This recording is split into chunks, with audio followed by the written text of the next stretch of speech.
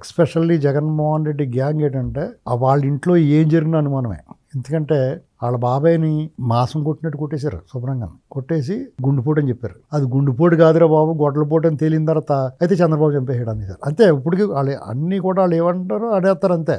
Heritage పాలు, కల్తీ పాలు, లేకపోతే తిరుపతి అని మొదలెట్టేస్తున్నారు. అలా తీసుకెళ్ళి బురద పోసేస్తారు, వీళ్ళు కొడుకుంటూ ఉండాలి. ఇది వాళ్ళ వ్యవహారం. పచ్చబద్దాలు బొంకుతారు అన్నమాట, అడ్డంగా బొంకుతారు అన్ని రుజువులతో సహా. వీడు దొంగోడ్రా బాబు, వీడు దొంగతనం చేసింది, వాడు వస్తువు వాడి దగ్గర దొరికినా సరే దొంగ సొత్తు, ఇది మాది కాదు, మాకు సంబంధం వాడు ఎవడో పెట్టేసి పోయాడని ఇలాంటి మాటలు మాట్లాడతారు. కాబట్టి ఇక్కడ వాళ్ళ మీద చట్ట ప్రకారం వెళ్ళి, ఎందుకంటే ఈ తగులుకున్నాయనుకోండి ఈ కేసులు అంత వేగా వదలవు. అవి వదిలించుకోవడం కూడా చాలా కష్టమే. ఇప్పుడు 2 సంవత్సరాలు అయింది తెలుగుదేశం కూటమి ప్రభుత్వం వచ్చి. ఇంకా 2 సంవత్సరాలు అంటే పూర్తిగా కాకుండా కొన్ని 4 నెలలు తక్కువగా 2 సంవత్సరాలు అయిపోయింది. అయితే ఆ వాళ్ళ జగన్ పెట్టిన అక్రమ కేసులు, మళ్ళీ పెట్టుడు కేసులు అయినాయి, అవి కూడా వీళ్ళు తొలగించుకోవడానికి నానా ఇబ్బందులు పడుతున్నారు.